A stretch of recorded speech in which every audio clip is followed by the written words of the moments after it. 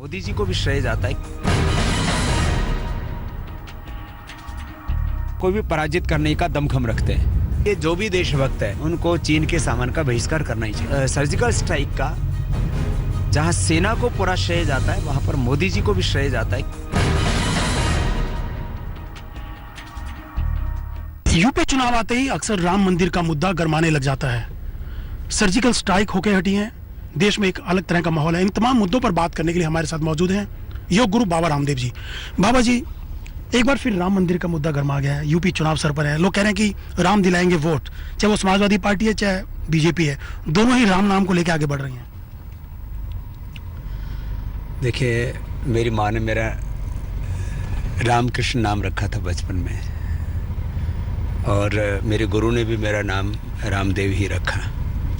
राम हमारी आस्था है, राम हमारा विश्वास है। राम हमारे लिए कोई राजनीतिक मुद्दा नहीं है। राम इस राष्ट्र की अस्मिता है, और कोई भी दुनिया का राष्ट्र अपने महापुरुषों के जन्मभूमि हो, उनकी पुण्य भूमि हो, उसको सजो के संवार के रखता है। अब इस संदर्भ में भारत की सभी राजनीतिक पार्टियों को मिलजुल करके कोई समाधान निकालना चाहिए। लेकिन नरेंद्र मोदी जब दशहरा में पार्टिसिपेट करने गए लखनऊ में, तो जय श्री राम का नारा जो गूंजा, वहीं से कहने की लाइन तय हो गई थी। उसके बाद केंद्र सरकार वहाँ रामायण म्यूजियम बनवा रही है। वो अलग ढंग से समाजवादी पार्टी ने कल कैबिनेट में कहा कि रामलला पार्क बनाएंगे। तो कहीं ना कहीं आपको लग रहा है कि चुनाव के मौके पर ये सब बातें हो रही हैं? देखिए, मैंने कहा ना, राम जो है वो सारे देश के हैं। 2000 साल पहले दुनिया में ईसाईयत नहीं थी, 1400 साल पहले इस्लाम नहीं था।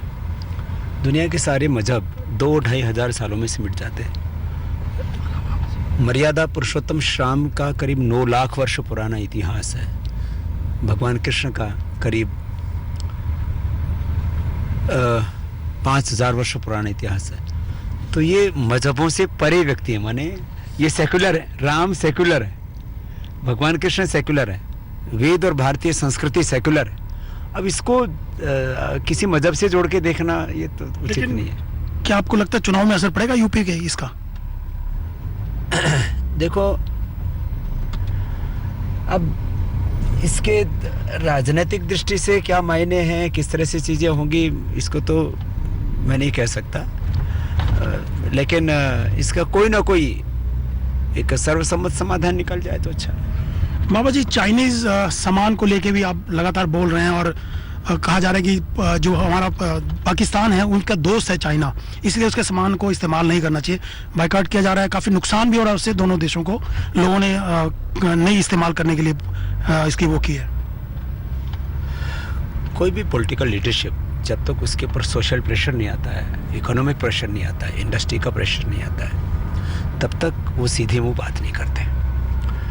आज यदि हिंदुस्तान का 10 से 20% सामान चाइना में बिकता है, तो 80 से 90% चाइना का सामान यहाँ बिकता है, यदि परसेंटेज में हम बात करें। तो यदि भारत के सभी लोग, चाहे वो चाइनीज पटाखे हैं, चाहे चाइनीज लड़ियाँ हैं, चाहे चाइनीज घड़ियाँ हैं, चाहे चाइनीज मोटरसाइकिल हैं, साइकिल हैं, माने खिलौनों से लेकर के हमारे भगवान राम कृष्ण हनुमान जी देवी देवताओं के चित्र, वो तक जो है चीन बनाता है। और हम यदि उनका बहिष्कार नहीं करेंगे तो चीन हमसे आर्थिक ताकत पाएगा, उन्हीं से बम बनाएगा, उसी से अपनी सैन्य शक्ति को बढ़ाएगा, और हमारे देश के ऊपर वो कभी भी हमला बोल सकता है। माने चीन को ताकतवर बनाना वो आस्तीन का सांप पालना या पाकिस्तान को ताकतवर बनाने जैसा है। तो माने, और खुलेआम वो तो तरफदारी करता है पाकिस्तान की।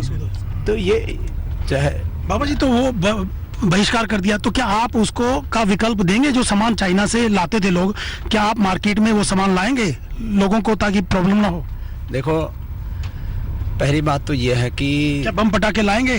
जो दिवाली आ रही है, कुछ आगे के लिए फुलझड़ियाँ। देखो, हमने कोई भी इस तरह की तैयारी की नहीं है, क्योंकि हमारे एजेंडे में अभी तक ना तो कोई ये इलेक्ट्रॉनिक्स हैं, जो चीन से बहुत बड़ी मात्रा में आ रहे हैं। और दिवाली को हम पटाखों और प्रदूषण का पर्व नहीं मानते, ये तो प्रकाश का पर्व है, ये शारदीय नवसषष्ठी है, इस पे हवन करते हैं। और जैसे अयोध्या में भगवान राम आए थे, ऐसे हर घर में हम दीप जला करके लक्ष्मी पूजन आदि करके खुशियाँ मनाते हैं। लेकिन मैं इतना ज़रूर चाहता हूँ कि जो लक्ष्मी की मूर्ति चाइना से बनी हुई आएगी और उसे हम लक्ष्मी पूजन करेंगे तो हमारी लक्ष्मी चीन में जाएगी, वो पाकिस्तान को ताकतवर बनाएगी, चीन को ताकतवर बनाएगी और एक दिन हमारी आज़ादी खतरे में पड़ जाएगी।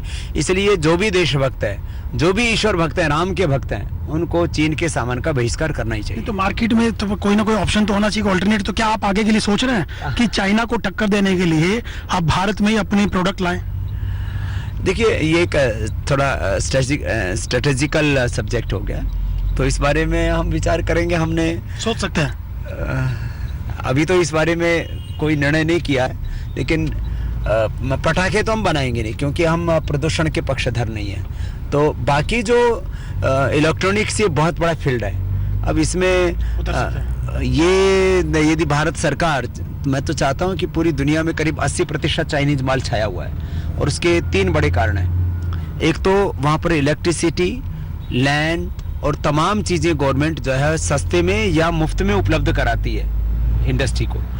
यदि कोई ऐसी बड़ी क्रांति के बारे में मोदी जी विचार करें तो हम तो उसमें क्या नहीं कर सकते। अभी आने वाले 3 वर्षों में हम यूनिलीवर को,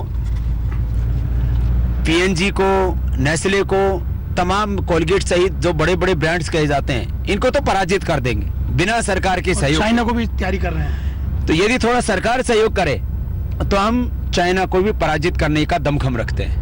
जी बाबा जी, एक आजकल पाक कलाकार जो आते हैं, पाकिस्तान से कलाकार आते हैं, फिल्मों में काम करते हैं, उसको लेकर एक बहस छिड़ी हुई है।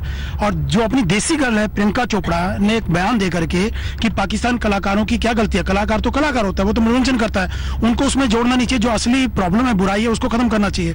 तो इसको लेकर भी काफी बातें हो रही हैं, आपको क्या लगता है इस बात को लेकर? क्योंकि अनुराग कश्यप ने भी कहा कि प्रधानमंत्री को माफी मांगनी चाहिए लाहौर जाने के लिए। ऐसा देखो, ये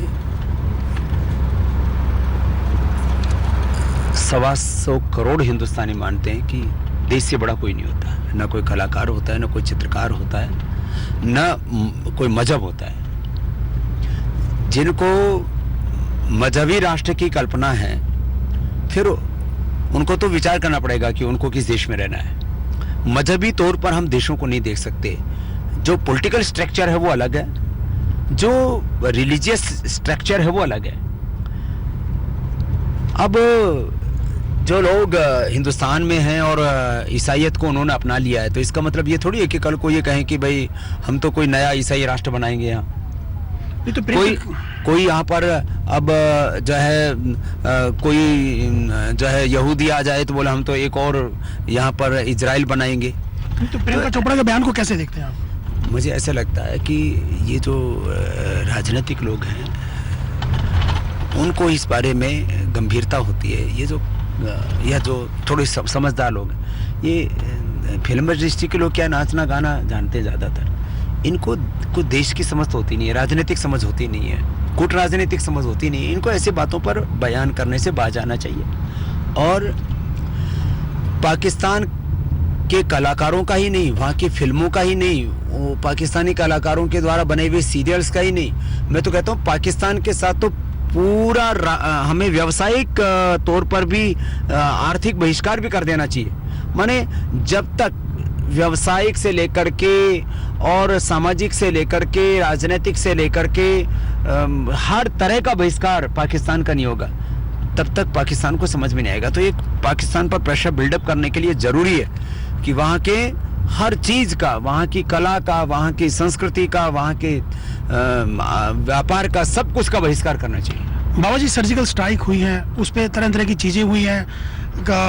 विपक्षी पार्टियां, कांग्रेस है, केजरीवाल है, सब ने कहा कि इस पे क्रेडिट लिया जा रहा है, पॉलिटिसाइज किया जा रहा है। केजरीवाल ने कहा कि प्रूफ देना चाहिए, और राहुल गांधी ने तो यहाँ तक कहा कि खून की दलाली की जा रही है प्रधानमंत्री के द्वारा। देखिए, सेना ने ये साहस भरा अपने प्राणों को जोखिम में डाल करके, जो हमारे विशेष प्रशिक्षित कमांडो हैं और सेना का जो नेतृत्व है, उन सब ने ये कार्य किया है। तो यद्यपि श्रेय सेना को जाता है, लेकिन ये देश का राजनीतिक ढांचा चलता कैसे है? बिना पॉलिटिकल विल के ये कदम उठा ही नहीं सकते। तो हम ये मानते हैं कि हमारी देश की थल सेना, वायु सेना, जल सेना, हमारी तीनों सेनाएं बहुत सक्षम हैं, आधुनिक हथियारों से लैस हैं और उनको संविधान ने शक्तियां भी दी हैं, लेकिन वो सब प्रधानमंत्री के शक्ति के अंतर्निहित है। अर्थात हमारे कॉन्स्टिट्यूशन को इन तीनों सेनाओं को नेतृत्व करने का अधिकार जो है कॉन्स्टिट्यूशन ने प्रधानमंत्री को दिया। तो प्रधानमंत्री के संकल्प के बिना, प्रधानमंत्री के एक इच्छा शक्ति के बिना, उनके निर्देश के बिना हो ही नहीं सकता था। इसलिए जो है इस सर्जिकल स्ट्राइक का जहाँ सेना को पूरा श्रेय जाता है, वहाँ पर मोदी जी को भी श्रेय जाता है कि उनके मार्गदर्शन के बिना, उनकी इच्छा शक्ति के बिना ये हो ही नहीं सकता था। इसलिए इसमें किसी तरह की कोई राजनीति का कोई प्रश्न ही नहीं है। जो भी पॉलिटिकल लीडरशिप है, जब इंदिरा गांधी ने युद्ध किया पाकिस्तान के साथ और जब बांग्लादेश अलग हुआ, तो सारा श्रेय इंदिरा गांधी को देते हैं कि नहीं देते हमारे कांग्रेस के बंदे? लेकिन राहुल गांधी के बयान को किस ढंग से देखते हैं जो खून की दलाली की बात कही है उन्होंने? देखिए, मैं अभी व्यक्ति विशेष पर कोई टिप्पणी नहीं करना चाहता, लेकिन इतनी बात जरूर कहना चाहता हूँ, इस पर किसी भी तरह की कोई छिछोरी हरकतें नहीं होनी चाहिए। हाँ, हमें अपनी सेनाओं पर और हमारे अपने देश के राजनीतिक नेतृत्व को गौरव होना चाहिए। जिसको भी बहुमत मिला है उस राजनीतिक पार्टी को हमें आदर देना चाहिए और जो कुछ बड़े काम किए जाएं जिससे कि देश का गौरव बढ़ता है पूरी दुनिया में, आज जो है पूरी दुनिया में भारत का यश बढ़ा है सर्जिकल स्ट्राइक से। लेकिन बाबा जी, इनके आका जो हैं हाफिज सईद, मसूद अजहर, सलाउद्दीन, दाऊद इब्राहिम सब बैठे हैं, आपको लगता है उनकी बारी कब आएगी? मुझे ऐसा लगता है कि अब अगला काम यही होना चाहिए। जिस तरह से अमेरिका ने किया था ओसामा बिन लादेन के साथ में, उसी तरह से उनके घर में जाकर के जब मारेंगे, तब मुझे लगता है कि इस देश के 125 करोड़ लोगों की आत्मा को शकुन मिलेगा और ये काम कर देना चाहिए। और अभी तो थोड़े से आतंकवादी कैंप ध्वस्त हुए हैं। जितने भी पाक अधिकृत कश्मीर में आतंकवादी ट्रेनिंग कैंप चल रहे हैं, उनको मिसाइल से उड़ा देना चाहिए। पूरा देश साथ में, और जो है पाक अधिकृत कश्मीर को हिंदुस्तान में वापस मिला लेना चाहिए। पूरा हिंदुस्तान मोदी जी के साथ में, हमारी सेनाओं के साथ में। और मैं एक बात पूछता हूँ, क्या जो है राहुल गांधी जी या कोई भी पॉलिटिकल नेता क्या इस बात का जवाब देंगे कि सेनाओं का नेतृत्व कौन करता है? मोदी जी तो करते हैं। तो मोदी जी को श्रेय मिलता है तो उसमें खुशी होनी चाहिए सबको। अरे देश का प्रधानमंत्री है ना, कोई पाकिस्तान का प्रधानमंत्री थोड़ी है ना मोदी। जो अलग अलग ब्रांड हैं आपके, सामान है, उसके लिए अलग अलग ऐप आपने किया है, उसके बारे में थोड़ा बताइए। आजकल ऑनलाइन मीडिया की, सोशल मीडिया की बहुत बड़ी शक्ति है और इसलिए हम चाहते हैं कि जितने भी यंगस्टर्स हैं वो बहुत वक्त लगाते हैं सोशल मीडिया पर, तो उनको अपने घर बैठे पतंजलि के प्रोडक्ट्स के बारे में और किस तरह से वो अपने स्किन की, अपने बालों की, अपनी आँखों की, अपनी हेल्थ की खुद देखभाल कर सकते हैं। स्वयं का स्वयं से उपचार प्राकृतिक उपचार में एक बहुत महत्वपूर्ण हिस्सा है। तो हम ये डिफरेंट ऐप्स के ज़रिए पतंजलि के जो हमने वर्षों से अनुसंधान करके जो प्रोडक्ट तैयार किए हैं उसके बारे में पूरी साइंटिफिक जानकारी देंगे। बाबा जी, जूते और जीन्स लाने की बात थी, कब लाएंगे मार्केट में आप वो जूते और जीन्स वगैरह?